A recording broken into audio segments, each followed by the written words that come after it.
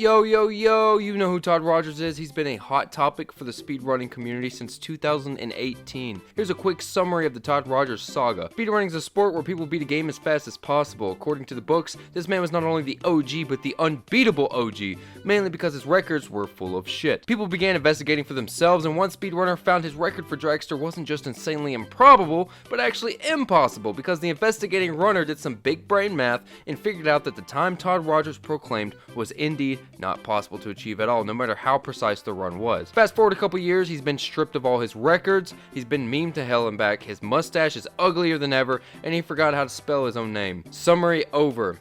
It seems that all the metaphorical nails have been smashed into the Todd Rogers coffin, but I would like to leave the Rogers saga on an unexpected note. What if Todd Rogers was actually telling the truth? I'm not kidding. What if his other records were fake, but the dragster record was real? While I'm certain they were all fake, I do like to entertain the idea that the dragster record could have been real. When Todd came under scrutiny with undeniable proof, he pointed everyone to the idea that some glitch happened that started his game in second gear. Obviously, everyone proved that such a glitch was not possible in the game, but this was where I proposed my idea from a personal experience. When I was 16, I was playing Back to the Future on my dad's NES when the game pissed me off so much that I kicked the side of the NES. By kicking the side of the NES, it caused my game to glitch out and port my character to the opposite side of the screen into an area that was virtually unreachable. I'd also like to remind everyone that there was once a random glitch that happened during a Super Mario 64 speedrun that ported Mario to the top of the level. To this day, no one can replicate the glitch or even figure out why it happened. In fact, the best answer we have is cosmic rays from space dust. So it's certainly not impossible for a once-in-a-lifetime glitch to just happen and never resurface. I did my super smart hacking shit and figured out a way to recreate Todd Rogers' supposed run that started in second gear.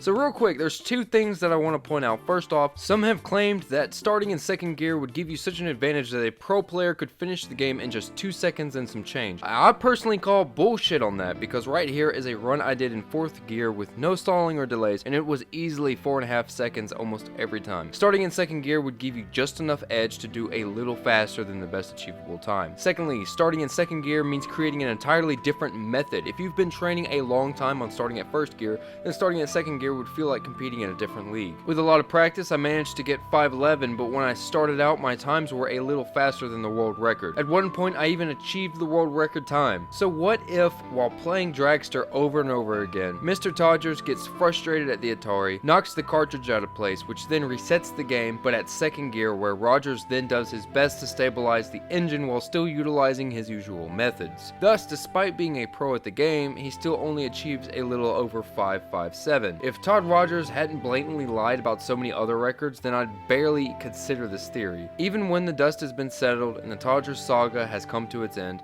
it's still important to think for ourselves when we come across records that don't seem viable by normal means, because one day there could be that person that came across a once-in-a-lifetime glitch and they completed the run, sealing the fate of that category. I could imagine that evidence of such an event would bring immediate chaos to a game's speedrunning community. Though the result would most likely be the record being exiled, I'm still curious to see whether or not the run would at least be kept in its own category, such as accidental speedruns. And that wraps up this video. We have hit 220 subscribers. I can't thank all of you enough. That's really cool. We've come a long way with this, and I just want to tell all of you thank you. With all this being said, stay safe and take it easy.